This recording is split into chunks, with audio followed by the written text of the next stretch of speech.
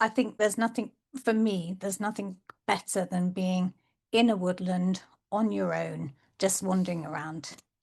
I love those quiet times in the woods before the people come, hopefully when it's misty or foggy. Those are my favorite times.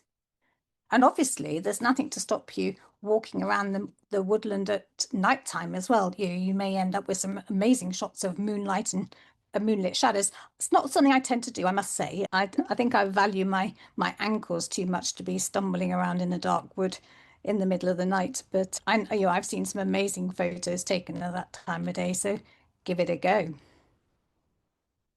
But I think when you have fog, it you get to see what's close to you, but the all the stuff that's further away is shrouded in that lovely mist. And I think it just simplifies the scene and makes it really atmospheric.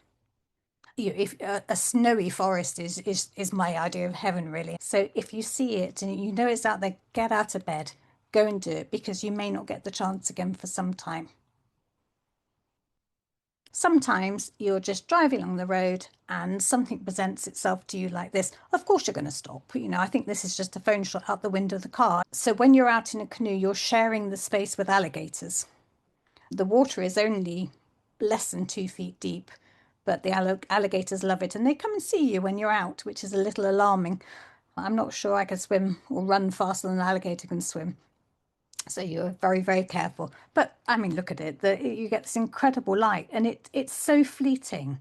You may get only a few minutes like this before the sun goes too high, the mist burns off, and it's gone forever. So take the opportunity, even if it is the wrong sort of fog. A good trick here is just to find where the sun is and hide it. So hide it behind, I found this tree and that's hiding the actual sun, but then the rays of light are coming out through the mist and creating this lovely atmosphere. The air quality is pretty appalling. I think the time we had in Delhi, it was 50 times higher levels of pollution than is recommended. So it's the sort of air you could taste. When you get away from Delhi into the national parks, I'm always drawn to silver birch trees whenever I go somewhere. You can sort of cheat the effect a little bit by creating maybe a 2 second exposure. And for half of that time, keep your camera still. And then for the other half of the time, move it. So either panning up and down or wiggling. And what that gives you in a single image, it gives you elements of still and elements of moving.